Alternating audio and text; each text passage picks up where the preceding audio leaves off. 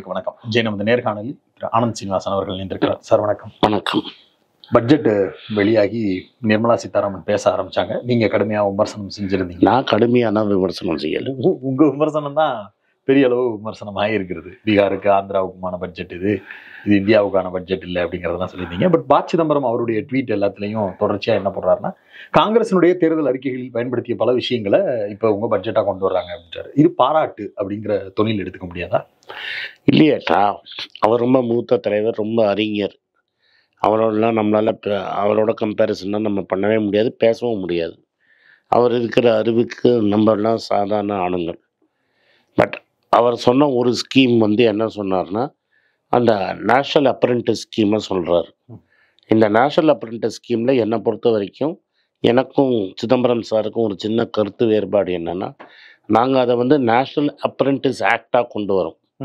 அதை ஒரு உரிமையாக்குறோம். ஒரு சட்டமாக கொண்டு வந்து அதை உரிமை யாருக்கு வேலை இல்லையோ அவனுக்கு ஒரு உரிமையாக கொடுக்கணும். ஓகே, உன் வாழ்க்கையில் ஒரு வாட்டியாவது ஒரு வருஷத்துக்கு ஒரு கார்பரேட்டில் நீ ஆசைப்படுற வேலை கிடைக்கும். அதுக்கு உனக்கு சர்க்கார் 1 லட்ச ரூபா சம்பளம் கொடுக்கும். அந்த ஒரு வருஷத்துல நீ தொழில் கற்று நீ பிழைச்சிக்கலாங்கிறது உரிமையாக கொண்டு வரும். It's a right. சட்டம்னா அது ஒரு உரிமை ஆயிடுது. இவங்க சொல்ற நீங்களே வரை இருக்கணும்ன்றீங்களா? வேலை இல்லாத படிச்சிருக்கணும்னு சொல்றோம். டிப்ளமா காலேஜ் ஏதாவது நீ படிச்சிருக்கணும். ஸோ நீ டிப்ளமாவோ காலேஜோ, இப்போ டிப்ளமானா 10லேருந்தே டிப்ளமா படிச்சிருக்கலாம். அவங்களுக்கு நாங்கள் உரிமை தரோம். படிச்சிருக்கணுங்கிறது தான் ஒரே ஒரு எலிஜிபிலிட்டி. நீ இந்த ஜாதி அந்த ஜாதி கிடையாது. எந்த ஜாதியாக இருந்தாலும் உனக்கு அந்த ரைட் உண்டு. 1 லட்ச ரூபா நீங்கள் உங்களுக்கு கொடுக்கப்படும். மாதம் 8500 ரூபா உங்களுக்கு கொடுக்கப்படும் அப்படின்னு சொல்கிறோம். அதை இவங்க காப்பி அடிச்சிருக்கிறாங்க.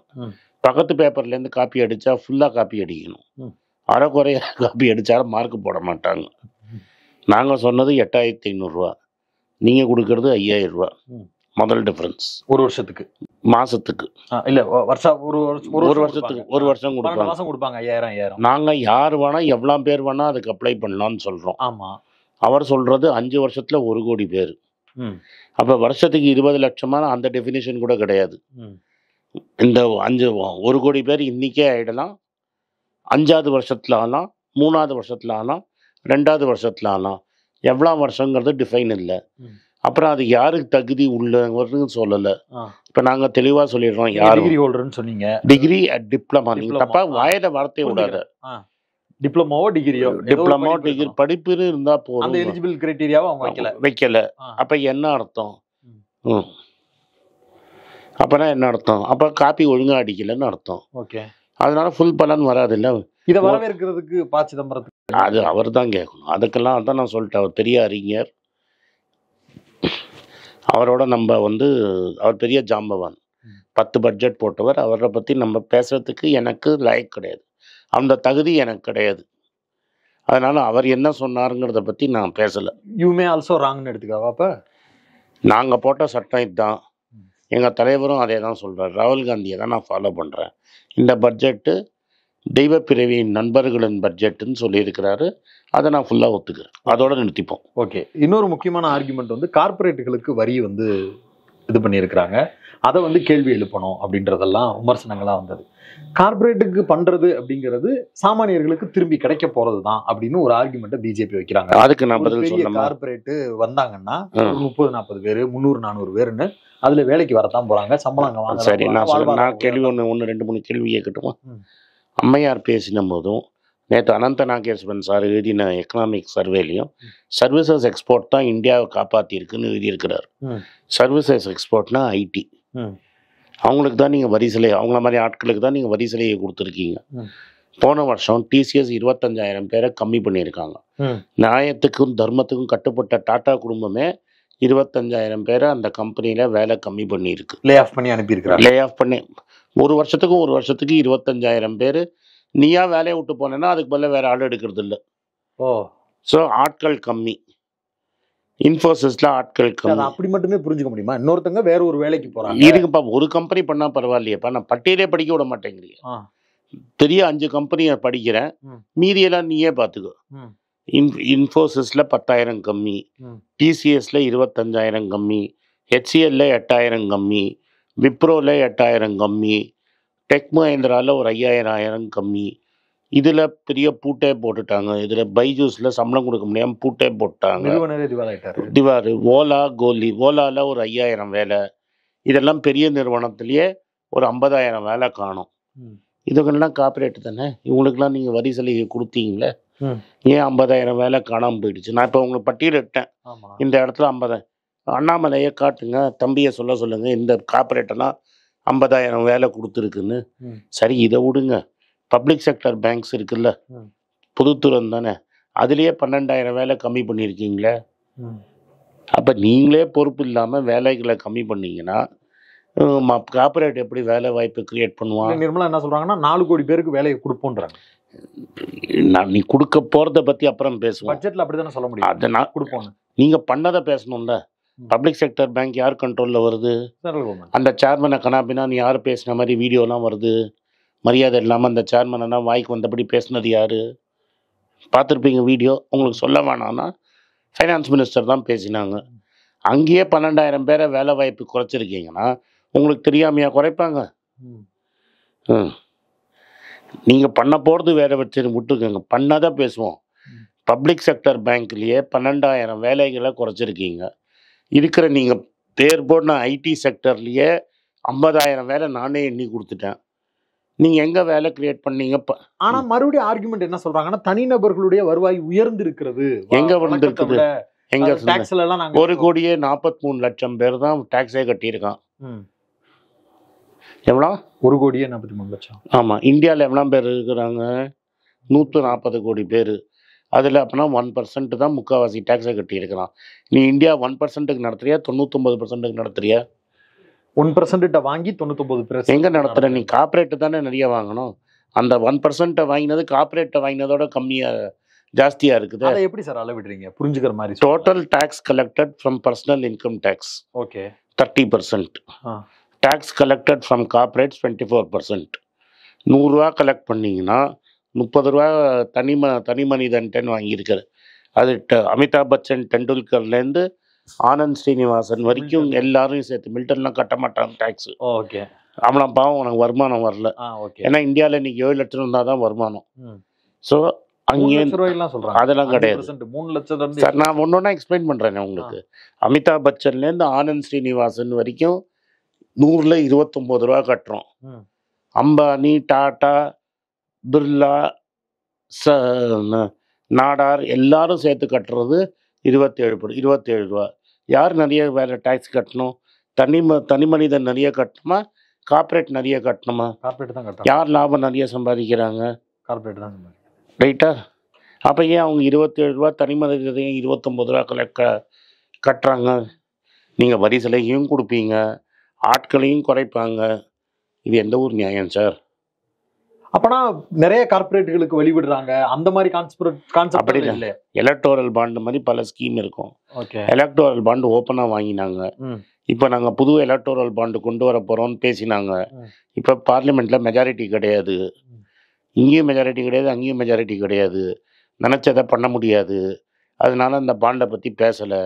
எலெக்ஷன் முன்னாடி புது ஸ்கீம் கொண்டு வருவோன்னு இந்த அம்மா தான் பேசினாங்க. ஆக மொத்தம் பேச முடியல. 11 லட்சம்க்கு வந்து நாங்கள் இன்ஃப்ராஸ்ட்ரக்சருக்குங்கிறாங்க. அந்த இன்ஃப்ராஸ்ட்ரக்சராக போகும் 4 பேருக்கு போகும். டாட்டாக்கு போகும், எல்என்டிக்கு போகும். எல்என்டிக்காரன் எனக்கு கிடைக்கல நல்லாடுறான். டாட்டா, எல்என்டி, ரைட்டா? அம்பானி, அதானி, இவங்க தான் பெரிய இன்ஃப்ராஸ்ட்ரக்சர் பிளேயர்ஸு. மாற்றி பெரிய ப்ராஜெக்டை இவங்களுக்கு தான் கொடுப்பீங்க. அவங்க மட்டும் ஜாலியாக இருந்துக்கலாம். நான் சொல்லலை சார், நீங்கள் போட்ட பட்ஜெட்டை நான் இன்டர்பிரேட் பண்ணி சொல்கிறேன். புரியுது. இதில் இப்போ ஒரு பெரிய கல்யாணம் நடந்தது, 4,000 கோடி செலவாச்சுன்னு பேசிக்கிறாங்க. ஏதோ ஒன்று 4,000 5,000 கோடியோ. மெட்ராஸ்லேருந்து ஒருத்தர் போய் டான்ஸ் எல்லாம் ஆடினார். அவருக்கு இது கட் அவுட் வச்சவங்க வீட்டுக்கெல்லாம் போக மாட்டார். ஆனால் அங்கே போய் உணர்ச்சி பட்டு டான்ஸ் எல்லாம் ஆடுவார். ரைட்டா? அவங்கெல்லாம் போனாங்க. ரைட்டாக அவர் மொய் எழுதினார்னா நியாயம் இருக்குது. அவர் மொய் எழுதினாரா இல்லை அவருக்கு மொய் எழுதினாங்களான்னு விஷயம் வேறு. அதை நம்ம அப்புறம் பேசிப்போம். தனி மனிதன் பேசக்கூடாதுன்றாங்க, என்ன அது பேசிடுவோம். பட் என்னையும் ஒன்றையும் கல்யாணத்துக்கே கூப்பிடலையே, நம்ம ஏன் மொய் எழுதணும்? 20% ஏற்றிருக்காங்கல்ல, அதை ஏன் ட்ராயின்னு ஒன்று மன்மோகன் சிங் கொண்டு வந்தார்ல, டெலிகாம் ரெகுலேட்டரி அத்தாரிட்டி ஆஃப் இந்தியான்னு, அது ஏன் கேள்வி கேட்கல? ஆராசா வரைக்கும் அந்த போடு போட்டாங்க. ம். புரிஞ்சுக்கிறேன். இன்னொன்னு பட்ஜெட் விஷயம் பேசும்போது ஷேர் மார்க்கெட்ல அது தெரியும் அப்படின்னு ஒண்ணு சொல்றாங்க. அதான் இப்ப என்ன ஆச்சு ஷேர் மார்க்கெட்டிங்? அது சரிவு அப்படின்னு ஏன்னா டாக்ஸ் லாபத்துல வந்து இப்ப இது என்ன அது உனக்கு எக்ஸ்பிளைன் பண்றேன். நீங்க சொன்னீங்க ரெண்டு இருக்கு முன்னாடி கார்ப்பரேட்டுக்குலாம் உதவின்னு. பெரிய பெரிய கார்ப்பரேட்டுகளுக்கு உதவினா ஷேர் மார்க்கெட் அப்படி அப்படி இல்லையா? கேபிட்டல் கெயின்ஸ்னு ஒன்று இருக்கு. தட் இஸ் இப்போ நீ மியூச்சுவல் ஃபண்ட்ல போட்டு காசு பண்ணேன்னா லாபத்தில் வர வேண்டிய டேக்ஸ்ல பணம் கட்ட வேண்டியது அதை 2.5% ஏற்றிட்டாங்க. அதாவது இப்போ மில்டன் மியூச்சுவல் ஃபண்டில் போட்டு காய் சம்பாதிச்சான்னா அதை வெள்ளை எடுக்கிறச்ச கட்ட வேண்டிய டேக்ஸ் 10% இருந்தது, அதை 12.5% ஆக்கிட்டான். ரைட்டா? அடுத்தது சூதாட்டம் பண்ணுவாங்க, ஃபியூச்சர்ஸ் அண்ட் ஆப்ஷன்ஸ்னு. அது பஃபட்டே சொல்லியிருக்கிறார் சூதாட்டம்னு. அந்த சூதாட்டத்துக்கு நீ நல்ல அரசுனா என்ன பண்ணணும்? சூதாட்டத்தை நிறுத்தணும். எந்த வழியிலையும் அது வரக்கூடாது. நீங்க என்ன சொல்றாங்க? லாட்ரி மாதிரி அது. நீங்க என்ன ஐயோ நீ சூதாட்டம் ஆடி எனக்கு 15,000 கோடி தான் வந்தது. போன வாட்டி கவர்மெண்ட்டுக்கு வந்த டேக்ஸ் வருவாய் சூதாட்டத்துலேருந்து 15,000 கோடி. இந்த வாட்டி நீ நிறைய சூதாடுறிய, எனக்கு ஒன்றும் கிடைக்கலையே. அந்த சூதாட்டத்துக்கு வரியை ஏற்றிருக்காங்க. ஐயோ சூதாட்டத்துக்கு வரி ஏற்றிட்டியே, யாரும் வரமாட்டாலே மார்க்கெட் குறைஞ்சிடுச்சு. மார்க்கெட்ல சூது பண்றவங்க நிறைய இருக்கிறாங்க. ஆமா, நான் சொல்லியேன். சக்திகாந்தா தாஸும் செபி தலைவின்னு தானே சொல்லியிருக்காங்க. சூதாட்டம் தான் ஜாஸ்தி, ஸ்பெக்குலேட்டிவ் ஆக்டிவிட்டிங்கிறாங்க. அது ஜாஸ்தியாக இருக்குன்னு சொல்கிறாங்க. ஒரு பொறுப்புள்ள ஃபைனான்ஸ் மினிஸ்டர் என்ன பண்ணணும்? அந்த சூதாட்டத்தை நிறுத்தணும். நீங்கள் சூதாடுறீங்களே, நீங்கள் சம்பாதிக்கிறீங்களே, எனக்கும் கொஞ்சம் கொடுன்னு டேக்ஸை ஏற்றினா என்ன அர்த்தம்? எப்படியாவது பணம் வந்தால் போதுன்றது. இன்னொன்று முக்கியமானது, தங்கத்தினுடைய விலை குறையும்னு இன்னைக்கு ஒரு நகைக்கடைக்காரர் கூட குறைஞ்சிடுச்சு. அப்போ அதெல்லாம் வந்து மிடில் கிளாஸ் மக்களுக்கு ஒரு பெரிய வரப்பிரசாதம். அப்போ இன்னொரு பாதி இருக்கு, அதையும் குறைச்சிடலாமே. என்ன பாதி? 20% 12% டேக்ஸா 6% ஆக்கினீங்க. மிடில் கிளாஸ் ஹெல்ப் பண்ணோன்னா 6% ஆக்கினீங்களா? அப்புறம் கவர்மெண்ட் எப்படி தான் அது ஏன்னு நான் சொல்கிறேன். இப்போ நம்ம ஒருத்தர் வந்து நான் கோயம்புத்தூர் ஜெயிப்பேன், திமுக வந்து நாங்கள் 8 சீட்டு ஜெயித்தோம் 10 சீட்டு ஜெயித்தோம்னு சொல்லிட்டு இருந்தார். நாங்கள் தான் ஆட்சி அமைக்க போகிறோம்னு சொல்லிட்டு இருந்தார்.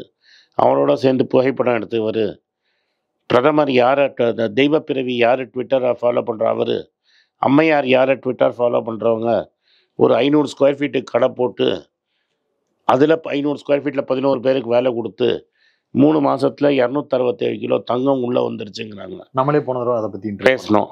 ஸோ இப்போ என்ன சொல்கிறான் தமிழ்நாட்டில், என்ன சொல்லிட்டு இந்த கமிஷனர்லாம் என்ன சொல்கிறான், இதுக்கு மேலே என்னால் தங்கம் ஸ்மக்லிங்னா நிறுத்த முடியாது, தங்கத்தை ஸ்மக்லிங் நிறுத்தணும், ஒரே வழி டியூட்டியை குறைச்சிட்டாங்க. இதுல இன்னொரு பாயிண்ட் என்ன சொல்றாங்கன்னா, சில்வர் ஸ்கேம்னு குஜராத்ல ரொம்ப பெருசா. அதே தான், அதனால தான் சில்வர் ஸ்கேமு, கோல்டு ஸ்கேமு. சென்னையில் gold scam, Gujarat gift city தெய்வ பிறவையோட பெட் ப்ராஜெக்டில் சில்வர் ஸ்கேமு. அங்கே டன்னாக அடிச்சிருக்கிறாங்க சில்வரு. இதெல்லாம் ஏன் வருதுன்னா உங்கள் வரி ஜாஸ்தியாக இருக்குது. 1 கிலோங்கிறது ஈஸியாக தூக்கிட்டு வந்துடலாம். இல்லை சார், அதில் என்ன டவுட் வருதுன்னா, தங்கத்தினுடைய மூலப்பொருளை இறக்குமதி செய்யறதுக்கு 0% டாக்ஸ்னு சொல்லிட்டாங்க. இப்போ சொல்லலை, இப்போ 6% அப்படிதானே இருந்தது. அப்போ வந்து ஸ்மக்லிங், அப்போ ஸ்மக்லிங் இந்த நேரத்துல தான் ஸ்மக்லிங் வந்து இருக்கு. இல்லை, எனக்கு சொல்லி நான் உங்களுக்கு உண்மையா சொல்றேன்னு, தமன் பிரகாஷ்னு ஒருத்தர் இருக்கிறாரு, அவர்கிட்ட நீங்க கேட்டீங்கன்னா அவர் இந்த வியாபாரம் பண்ணிட்டு இருந்தாரு. தங்கத்தை ஓப்பனா இம்போர்ட் பண்ணி வித்துட்டு இருந்தாங்க. ஆட்டோமேட்டிக்கா எல்லா ஸ்மக்லிங்கும் நின்றுச்சு. கொஞ்சம் கொஞ்சமா காங்கிரஸ் காலத்துல வரியை ஏற்றினாங்க. இந்த அம்மா 3% வரியை 12% வரி ஆக்கினாங்க. யாரு? அம்மையாரும் அம்மையாரோட குருநாதர் ஜெய்ட்லியும். 12% வரி ஆனோன்னா எல்லா கிரெடிட்டையும் நீங்க மோடிக்கு தான் கொடுக்கணும், அம்மையாருக்கு கிரெடிட் கொடுக்கவே முடியாது. நம்ம தப்பா சொல்றேன்ல, அதனால தெய்வ பிறவிக்கு சொல்ல, தெய்வ பிறவிக்கு தெரியாம பண்ணிட்டாங்க. 12% நல்லது பண்ணா தெய்வ பிறவி, தவறு பண்ணா அம்மையார். ஸோ அதை ஏத்திட்டாங்கல்ல, அதனால ஸ்மக்லிங் ஜாஸ்தி ஆயிடுச்சு. ஸ்மக்லிங் ஜாஸ்தி ஆனோன்னா இப்போ கையை தூக்கிட்டான், என்னால் முடியலப்பான்னு. உடனே சரி ஸ்மக்லிங், அது வேற இப்போ குஜராத்தில் ஸ்மக்லிங் பண்ணது வெளியிலலாம் வந்துருச்சு. இதை ஏதாவது அடக்கணும்னா ஒரே வழி டாக்ஸை குறைக்கணும், குறைச்சிட்டாங்க. ஓகே, ஆனால் இப்போ அதை குறைக்கிறதன் மூலமாக கடத்தல் குறையிறதுக்கு வாய்ப்பு டெஃபினட்டாக குறையும். ஓகே, ஏன்னா லாபம் கம்மியாயிடுச்சுன்னா நான் ஏன் கடத்தல் பண்ணுறேன்? 1 கிலோ தூக்கிட்டு வந்தால் எனக்கு 10 லட்சம் கிடைக்கும். நான் கொஞ்சம் கஸ்டம்ஸுக்கு அங்கங்கே எல்லாருக்கும் கொடுத்து எடுத்துகிட்டு வருவேன். இப்போ கிலோவுக்கு 5 லட்சம்னா என் லாபம் குறைஞ்சிருச்சு இல்லை, நான் ஏன் ரிஸ்க் எடுக்கிறேன்? மிடில் கிளாஸ் தங்கத்தில் இன்வெஸ்ட் பண்ணுறது ரொம்ப இம்பார்ட்டன்ட்டு. ஓகே, என்ன நீங்கள் 300 ரூபா குறைஞ்சி 250 ரூபா குறைஞ்சதுன்னா அந்த 10,000 நான் சொன்ன இலக்கு 1 இயர் தள்ளி போகும், அவ்வளோதான். ஓகே இலக்கு தான். ஓகே. அதே சமயத்தில் நீங்கள் பார்த்துருப்பீங்க, ரூபி அதிபாதாளத்துக்கு இறங்கி 83 70க்கு போயிடுச்சு. ஒருத்தர் இந்த அரசுக்கு ரொம்ப சொம்பு தூக்கிட்டு இருந்தவர் 5 ரூபாய்க்கு போகும்னாரு. அதெல்லாம் கேட்க மாட்டீங்களா? யார் சார்? சொல்லுங்க, கேட்டுறேன். என்ன வெள்ளைக்கடலை போட்டுன்னு ஒரு சாமியார் சுற்றிட்டு இருந்தாரு. அவர் சொல்லிட்டு இருந்தாரு 5 ரூபா போகும்னு. அமெரிக்க டாலருக்கு நம்ம 5 ரூபாய்க்கு போகுமாமா? கனவு கண்டிருப்பார் சார். இன்னொன்னு ரொம்ப முக்கியமானது, மிடில் கிளாஸ், அதுவும் குறிப்பா டாக்ஸ் கட்டுறவங்களுக்கு இந்த 7 லட்சம் ரூபாய், அதுல அந்த அளவுக்கு பணம் சம்பாதிக்கிறவங்க கேட்கிறேன் மில்டன், 17,000 ரூபாய் குறைஞ்சிருக்கு. நான் கேட்கிறேன், வாழ போறாங்க. நான் என்ன கேட்கிறேன், 10 லட்ச ரூபா சம்பாதிக்கிறவனா மிடில் கிளாஸா? அவங்க கணக்குல அப்படிதான் சொல்றேன். அப்புறம் நான் தான் சொல்லிட்டேன், டாக்ஸ் கட்டுறவனே 1,43 லட்சம் பேர் தான். அப்போ இந்தியாவில் 1 கோடி பேர் தான் நடுத்தர வர்க்கமா? என்ன மில்டன் நீங்கள் கேள்வி கேட்குறீங்க? என்ன பட்ஜெட் வந்த உடனே முதல்ல நீங்க வைத்த விமர்சனம் ஆந்திராவுக்கும் பீகாருக்குமான பட்ஜெட் அப்படின்னு. ஆமாம், அந்த ஸ்டேட்மெண்ட் எதனால? ஏன்னா பட்ஜெட் ஃபுல்லாக அவங்க சொன்னது ஆந்திரா பீகார், பீகார் ஆந்திரா, ஆந்திரா பீகார். போனால் போகிறதுன்னு ஒரு வாட்டி ஒரிசா, ஒரு வாட்டி அசாம், ஒரு வாட்டி உத்தராகண்ட், ஹிமாச்சல் பிரதேசுக்கு கடன் வாங்கிறதுக்கு ஹெல்ப் பண்ணுவோம். இதுதான் அவங்க வளர்ச்சி தேவைப்படுது. தலைநகரே இல்லாம ஒரு மாநிலம் தத்தளிக்குது. ஆந்திராவை இப்ப மீட்டு. பாட்னா எவ்வளவு நாளா இருக்குது? பாட்னா நீங்களும் பாருங்க, நீங்க லாலு நிதிஷ்குமார் 2 சைடும் பெல்ட்டி அடிச்சு 20 வருஷமா நீங்க தானே ஆட்சி பண்ணிட்டு இருக்கீங்க. அப்போ பேக்வேர்டா இருந்தது பிஜேபினாலன்னு ஒத்துக்கோங்க. அதுக்கு தான் பீகாருக்கும் உதவி பண்றாங்க. அப்போ சரி, மற்ற நாட்டுக்கு அப்போ உத்தரப்பிரதேச கூட ஏன் யோகி சொன்ன பேச்சு கேட்கலன்னா உத்தரப்பிரதேஷ் ஹெல்ப் கிடையாது. ஆமா, உத்தரப்பிரதேஷ் வளர்ச்சி ஆயிடுச்சு. ஆமா, அமெரிக்கா ஆயிடுச்சு. இப்போ யோகி கண்ட்ரோல்ல நல்லா இருக்கு, அதனால யோகி கண்ட்ரோல்ல இருக்குன்னு ஒத்துக்கிறீங்க. அவர் தானே சிஎம். அதனால யோகி உங்க சொன்ன பேச்சை கேட்கல, அதனால உத்தரப்பிரதேஷ் பத்தி ஒன்றும் கிடையாது. அதுதான் பொருள். அதுதான் பொருள். இப்போ ஒரு 10 நாளா எல்லா யூடியூப்லயும் என்ன வந்துட்டு இருக்கு, ஹிந்தி யூடியூப்ல யோகிக்கும் மோடிக்கும் ப்ராப்ளம்னு. அந்த மௌரியான்னு ஒருத்தர் இருக்கிறாரு, யூடியூப்ல 1000 சொல்லுவாங்க. உண்மை அதுதானே. எல்லா வீடியோலையும் என்ன இந்தியா டுடேலயே பேச ஆரம்பிச்சிட்டாங்க. ஓகே, அதாவது கூஜா தூக்குற டிவியே சொல்ல ஆரம்பிச்சிருச்சுல்ல. அமித்ஷா சொல்லாம இந்தியா டுடே பேசிடுவாங்களா?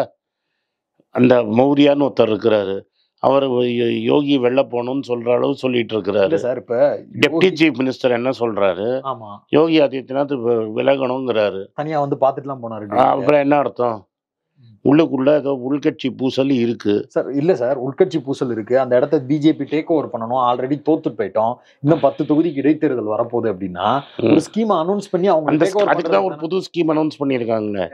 மம்தா பானர்ஜி முஸ்லிம் உள்ள விடுறாங்க, அதனால குல்லா போட்டவன் பெங்கால பிடிச்சிருவான், நீங்க கேர்ஃபுல்லா இருக்கணும், நீங்க பேசிட்டு இருக்கணும்ல. கோயில் கட்டின இடத்துலயே அப்படித்தானே பேசுவோம். இப்ப கன்வர்னு ஒரு ரேலி இருக்கு. அந்த ரேலியில கடையில இருக்கிறவன் தான் முஸ்லீம் எல்லாம் பேர் போடணும்னு சொன்னது என்னது? எல்லாரும் பேர் போடணும்னு சொன்னாங்க. அதான் முஸ்லீம் பகிஷ்காரம் பண்ணணும் தானே. அப்படியே முஸ்லீம் பேர்னா தெரிஞ்சிரும்ன்றது. ஆமா, அதனால தான் இந்த 10 எலெக்ஷனுக்கு வேலை செய்யறது. எப்போதுமே இவங்களது என்ன, பணம் நண்படிகள்லாம் நண்பர்களுக்கு. ஹிந்து ஓட்டு போடுறவனுக்கு ராமர் கோவிலும் இஸ்லாமியர் அடிக்கிறதும் தான். அதானே பண்ணியிருக்காங்க. இப்போ ஆந்திராவுக்கும் பீகாருக்கும் அப்படியே அவங்க ஏதாவது நண்பர் பணம் கொடுக்கணும். ஏன் கொடுக்கணும்? ஏன்னா இந்த நாயுடுக்கு தெரியாதா? நாயுடுவில் நீங்க தூக்கி கேஸ் போட்டவன் தானே நாயுடு. உங்களை பத்தி என்ன சொன்னான்னு வீடியோ இருக்குல்ல, நாயுடு சொன்னது.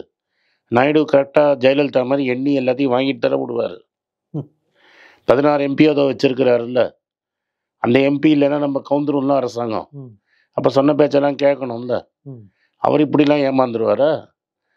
அவர் எவ்வளோ கான்ட்ராக்ட் கொடுக்குறீங்க என்ன? ஆல்ரெடி என்ன சொல்கிறாங்கன்னா 10 இண்டஸ்ட்ரியலிஸ்ட்டை கூட கூட்டிகிட்டு போய் எந்தெந்த கான்ட்ராக்ட் எங்கே இருக்குதுன்னு கேட்குறாருல அவர். அந்தளவு. ஆமாம், அவர் சார் மோடி 20 வருஷம் தானே, அவரை எவ்வளோ நாளாக ஹைதராபாத் டெவலப் பண்ணியிருக்கிறாரு, எவ்வளோ நண்பர் வச்சுருப்பாரு. அவருக்கு தெரியாத எந்த இடத்துல எந்த ஆளுக்கு எவ்வளோ கொடுத்தா அவருக்கு எவ்வளோ வரும் கட்சிக்குன்னு. ஆனா அவங்களுக்கே தனியா ஒரு மாநில அந்தஸ்து, தனி விஷயங்கள்லாம் பண்ணி கொடுக்காம ஏமாத்திட்டாங்கன்னு தானே. அது அப்போ சார், இப்போ எல்லாம் பண்ணுவோம்ல. இத்தனை நாள் 10 வருஷமா தெரியாத ஆந்திர பிரதேஷ் ரீஆர்கனைசேஷன் பில்லு இன்னைக்கே தெரியுது. 10 வருஷத்துக்கு முன்னாடியே ஆந்திர பிரதேஷ் வந்துருச்சுல்ல. அந்த பில்லு அப்பவே மன்மோகன் சிங் காலத்திலே பாஸ் ஆயிடுச்சுல. அந்த பில்லு 10 வருஷம் கழிச்சு இன்னைக்கே ஞாபகம் வருது உங்களுக்கு. சிறப்பு அந்தஸ்து கொடுக்க மாட்டோம்னு தான் டிக்ளேர் பண்ணிட்டாங்க. அதுக்காக இந்த ரீஆர்கனைசேஷன் பில்லை தரோம், தலைநகரை தரோம், இதை தரேன்னா இவனுக்கு கொடுத்தா 10 பேர் கேட்பானே. ஆனாலும் அதெல்லாம் கேட்காதீங்க, வருஷத்துக்கு 1 லட்சம் கோடி கப்பம் கட்டுறேன்னு சொல்லியிருக்காங்க, கட்டியிருக்காரு. அதுவுமே கடனா தான் கொடுத்துருக்காரு, நிதியா நிதியாவும் ஒதுக்கி இருக்காரு. என்ன ஒதுக்கல? ஆஹா. ரோடு கான்ட்ராக்ட், ரோடு எல்லாமே நிதியா தானே கொடுத்துருக்கிறாரு. 15,000 கோடி கிட்ட சொன்னது வெவ்வேறு வரத்துகளில் இருந்து வாங்கி கொள்ளலாம்ங்கிறது. அது வரத்து மட்டும்தான் வாங்கிக்கலாம். ரோடு போடுறது, இண்டஸ்ட்ரியல் நோட் டெவலப் பண்றதெல்லாம் அந்த 10 லட்சம் கோடியில ஆமா. அதுல தமிழ்நாட்டுக்கு தானே வரும். தமிழ்நாட்டுல நாங்க கேட்டது 3 தான். என்னது? தாம்பரம் டு செங்கல்பேட்டு ஒரு எலிவேட்டட் ரயில்வே. அதை பத்தி அவங்க பேசவே இல்லை. ஒன்று மெட்ரோ ஆல்ரெடி பணம் கொடுக்க வேண்டிய மெட்ரோக்கு கொடுக்கல. அது இப்ப அறிவிப்பு இல்லையா? அது அறிவிப்பே இல்லை. அண்ணாமலை நின்று கோவைக்காக உயிரே விடுவேன்னு சொன்ன ஊருக்கு தான் ஸ்டாலின் வந்து மெட்ரோ கேட்டாரு. அந்த ஊருக்கு கோவைக்கு மெட்ரோ லாய்க்கு இல்லைன்னு சொல்லிட்டாங்க. ஓட்டு மட்டும் கோவையிலேருந்து போகணும். ஆனா கோவைக்கு திருப்பதி தான் சொல்லிட்டாங்க. கோவைக்கு மெட்ரோ கொடுத்துருக்கலாமே. மதுரைக்கு ஓகேன்னு சொன்னாங்க, அதுவே இன்னும் கொடுக்கல. அதுவும் கொடுக்கல. கோவைக்கும் மதுரைக்கும் கேட்டதுக்கே கொடுக்கல. அப்ப என்ன எய்ம்ஸ் கட்டடத்தை பத்தி பேசல. தமிழ்நாடுங்கிற பேர் இல்லைன்றது மட்டுமே விமர்சனம். சரி விடுங்க, தமிழ்நாடு பேர் வேணாயா, அவன்லாம் தேச துரோகின்னு வச்சுப்பான். ஏன் ரயில்வே பத்தியே பேசலையே? ரயில்வேங்கிறது ஒரு தனி பட்ஜெட்டா இருந்தது இல்ல, அதை பத்தி ஏதாவது பேசினாங்களா? இல்ல, வார்த்தையே இல்ல. ராணுவ வீரர் பத்தி ஏதாவது பேசினாங்களா? ராணுவ வீரருக்கு பிஜேபி நாராயணன் என்ன விளக்கம் கொடுத்தாரு? ராணுவ பாதுகாப்பு விஷயங்களுக்கு நிறைய செலவு பண்றீங்கன்னு இவ்வளவு நேரம் விமர்சிச்சு அதை நாங்க செலவு குறைச்சிருக்கிறோம். அப்படின்னா நாங்க செலவு எங்கேயாவது காங்கிரஸ் கட்சி தலைவர் யாராவது ஜாஸ்தி செலவு பண்ணிட்டோம்னு சொல்லி இருக்கிறோமா? யூஸ் அண்ட் த்ரோ பாலிசியில தானே கொண்டு வந்துட்டீங்க. கான்ட்ராக்ட் லேபர் மாதிரி 4 நாள் அக்னிபத் ஸ்கீமை தானே கொண்டு வந்தீங்க. என்ன கொண்டு வந்திருக்கீங்க? Use and throw scheme. இப்ப எந்த திட்டங்கள் கொண்டு வந்தாலும் அந்த திட்டங்களின் மூலமா தமிழ்நாட்டுக்குன்னு ஒரு பங்கு இருக்கு. எல்லாத்துலயுமே நாங்க பெருசு. அப்ப எதுக்கு நீங்க எதுக்கு 100 நாள் வேலை திட்டமா நாங்க முன்னணி? அப்ப நாங்க சொல்றோம், நாங்க கரெக்டா வச்சிருக்கிறோம் பாஸ். நீங்க என்ன பண்ணீங்க? ஏன் நீங்க வந்து தாம்பரம், அப்ப நீங்க சொல்ற அந்த நாராயண திருப்பதி ஒத்துக்கிறாரா? செங்கல்பட்டுல இருந்து தாம்பரத்துக்கு கொடுத்துட்டாங்களா? இந்தியாவுக்கான பட்ஜெட் இந்தியா. அப்ப ஏன் அப்ப ஆந்திராக்கே எல்லாத்தையும் கொடுக்குறீங்களா? பீகாருக்கே எல்லாத்தையும் கொடுத்தீங்களே, ஏன்? பொலிட்டிக்கல் ரீசன் என்ன? பொலிட்டிக்கல் ரீசன் கட்சி கவர்மெண்ட்டுக்கு வந்துடும். அவங்க தன்னிறைவோடு இருந்துப்பாங்களா? 13 பை எலெக்ஷன் நடந்தது சாமி. 2 எலெக்ஷன் தான் பிஜேபி ஜெயிச்சது. 11 சீட்டு தோத்துருச்சு. மகாராஷ்டிரால பவார் திரும்பி ஓடி போயிடுவான்னு சொல்றாங்க. அஜித் பவார் நிச்சயம் தோல்வி நிச்சயம். ஹரியானா, மகாராஷ்டிரா தோல்வி நிச்சயம். ரைட்டா? தோல்வி நிச்சயம். ஆல்ரெடி 13 சீட்டில் 11 சீட்டு காலி. இமாச்சல் பிரதேசில் குதிரை பேரம் பேசி நீங்கள் ஆட்கள் கூட்டின்னு வந்ததெல்லாம் தோல்வி. அப்போ நீங்கள் எலெக்ஷனே சந்திக்க, ஏன் வயநாடு எலெக்ஷன் நீங்கள் அனௌன்ஸ் பண்ண மாட்டேங்கிறீங்க? முன்னெல்லாம் ராகுல் காந்தியை சஸ்பெண்ட் பண்ண உடனே வீட்டை விட்டு வெள்ளம் அமைச்சு உடனே எலெக்ஷனு. தைரியம் இருந்தால் வயநாடு அனௌன்ஸ் பண்ணுங்களேன். 6 மாதம் டைம் இருக்குன்னு ஏன் சொல்கிறீங்க? முன்னெல்லாம் அடுத்த நாள் எலெக்ஷன் வச்சுருவீங்களே. இப்போ ராகுல் காந்தி ரிசைன் பண்ணி எவ்வளோ நாள் ஆகுது? கிட்டத்தட்ட மாச கணக்கில் ஆயிடுச்சு. அப்போ வயநாட்டில் ஏன் பேச மாட்டேங்கிறீங்க? ஏன்னா ஒரு பயம் வந்துருச்சு. பாம்பேல 7 வருஷமா கார்பரேஷன் எலெக்ஷன் வைங்களேன். கார்பரேஷன் எலெக்ஷன் இன்னைக்கு அவர் சொல்லிட்டாரு, தாராவியில் அதானி கான்ட்ராக்ட் கேன்சல் பண்ணுவேங்கிறாரு. நம்ம எலெக்ஷனே வைக்காம வச்சிருக்கிறோம். சார், ஒரு வீட்டுக்கு பட்ஜெட் எழுதினாலே ஒரு 3 தேதியில கரெக்டா வகுத்து எழுதணும்னு சொல்லி கொடுக்குறீங்க. ஒரு நாட்டுக்கு பட்ஜெட் எழுதுறாங்க. இவ்வளவு ஓட்டைகளோடு இருந்தா அது பிரச்சனைக்குரியதா மாறும்னு அந்த பொறுப்புல இருக்கிற நிர்மலாவுக்கும் தெரியும். அது தெரிஞ்சுதான் அந்த போஸ்டிங்க்கு வருவாங்க. ஆனா அது அவ்வளவு ஓட்டையா, அவ்வளவு உடசலா இந்த வேலையை பார்ப்பாங்க. அது 75 வருஷத்துல வேற எந்த ஃபைனான்ஸ் மினிஸ்டரா அது வெங்காயம் விலை ஏறிடுச்சுன்னா நான் வெங்காயம் சாப்பிடலன்னு சொல்லுவாங்களா? அப்புறம் இப்போ தக்காளி சாப்பிடுவாங்களா மாட்டாங்களா? அவங்க சாப்பிடுவாங்க. மார்க்கெட்டில் வாங்கினாங்க. அந்த 100 ரூபாய்க்கு தக்காளி எவ்வளோ பேரால் வாங்க முடியும்? 110 ரூபா இன்னைக்கு. எவ்வளோ பேரால் தக்காளி கேட்டால் நீங்கள் வந்து வெஜிடபிள் பார்க்காதீங்க, அரிசி பண்டத்தை பார்க்காதீங்க, அதெல்லாம் எடுத்துட்டிங்கன்னா இன்ஃப்ளேஷன் 3.6. மழை பெய்யுது, அதனால காய்கறி விலை சரி சரி. அப்போ இந்த இன்டர்நெட் விலை 20% ஏறிச்சு. எல்லாரும் யூஸ் பண்ணுறாங்கல்ல டேட்டா. இன்னைக்கு டேட்டா விலை என்ன? கல்யாணத்துக்கே வராதவங்கன்னா மொய்யுதீன் அதை பற்றி ஏன் பேச மாட்டேங்கிறீங்க? ஒரு தனியார் அதுக்கு ட்ராயின் எதுக்கு வச்சுருக்கீங்க? தனியாக பண்ணக்கூடாதுன்னு தானே நீங்கள் ட்ராயும் காம்படிஷன் கமிஷனும் வச்சுருக்கீங்க. அதை ஏன் பேசலை? அதெல்லாம் அந்த வரைமுறையில தான் இருக்கு. எங்கே வர அப்போ உங்கள் நண்பர் அவங்க எவ்வளோ வேணால் ஏற்றிக்கலாம். அப்போ நீங்கள் பிஎஸ்என்எலுக்கும் 5G கொடுத்து பிஎஸ்என்எல்லையும் காம்படிட்டிவ் பிஎஸ்என்எல்லாம் அடக்கி நம்ம நண்பர் மேலே வரணும்னு போய் இங்கே இருந்த உங்களுக்கு உள்தொலை வேலை செஞ்சு அரசியலுக்கு வரேன்னு சொல்லி உங்களுக்காக வேலை செஞ்சு ஒருத்தரை கூப்பிட்டு போய் டான்ஸ் ஆட விட்டு அப்படியெல்லாம் கொண்டாடினீங்க. பருப்பு வேகலை, என்ன பண்ணுறது? வெளிநாட்டு முதலீடுகள் இந்த பட்ஜெட் மூலமா வரும் அப்படின்லாம் நம்பிக்கை. ஆமாம், நேற்று அனந்த நாகேஸ்வரன் தமிழ்நாட்டை சேர்ந்தவர் தான். அவர் தான் எக்கனாமிக் அட்வைசரு. நம்ம போய் சைனா முன்னாடி கெஞ்சி கேட்கணும்னு சொல்லியிருக்கிறாரு. அதை பற்றி தெய்வ பிறவியும் நம்ம அண்ணாமலையும் என்ன சொல்கிறாங்க? யாரு நம்ம பிஜேபி போய் நிற்கணுன்றாரா இல்லை இந்தியா போய் நிற்கணுங்க? பிஜேபியை நிற்குது, இந்தியா தானே போய் நிற்கணுங்கிறாரு. அவங்க ரெப்ரசன்ட் பண்ணுறது இந்தியாவை தானோ? ஆமாம், இந்தியா போய் முன்னாடி வேலை செஞ்சு அவங்களோட எஃப்டிஐலாம் இந்தியா கூப்பிட்டு வரணுங்கிறீங்களே. அப்போ லடாக்கில் போன 4000 ஏக்கர் திரும்பி வாங்கிடுவீங்களா? அதெல்லாம் சைனா இல்லைன்னு சொல்கிறாங்க. நாங்கள் தான் சேட்டலைட் மேப் போட்டு காமிச்சிட்டு வந்தேன். நீங்கள் வேணால் இல்லைங்கலாம். சுப்பிரமணிய சாமியை ஒத்துக்க மாட்டுறாரு. அப்புறம் ஓவராலாக பட்ஜெட்டில் இருக்கக்கூடிய சிக்கல்கள்னு பல்வேறு விஷயங்கள் பேசியிருக்கிறீங்க. உங்களுடைய நேரத்துக்கு உங்களுடைய கருத்துக்களுக்கும் மிக்க நன்றி. நன்றி சார். உங்களுக்கெல்லாம் தெரியும், ரீசெண்டாக மீடியாவில் பார்த்துருப்பீங்க, ஏன்னா தமிழ்நாடு காங்கிரஸ் கமிட்டி ஊடக பிரிவு தலைவராக அப்பாயிண்ட் பண்ணியிருக்காங்க. ஸோ பொலிட்டிக்கலாக என்னோடய வியூஸ் என்ன அப்படின்னு நீங்கள் ட்விட்டரில் ஃபாலோ பண்ணணும்னு நினச்சிங்க @AnandS1967 என்னை ஃபாலோ பண்ணுங்கள். என்னோட original ID twitter ID for politics அதுதான். ஸோ பாலிட்டிக்ஸ் சம்மந்தப்பட்ட என்னோட எல்லா ஒப்பீனியன்ஸ் வியூஸ் எல்லாமே அதில் வரும். அதில் ஃபாலோ பண்ணுங்கள். நன்றி, வணக்கம்.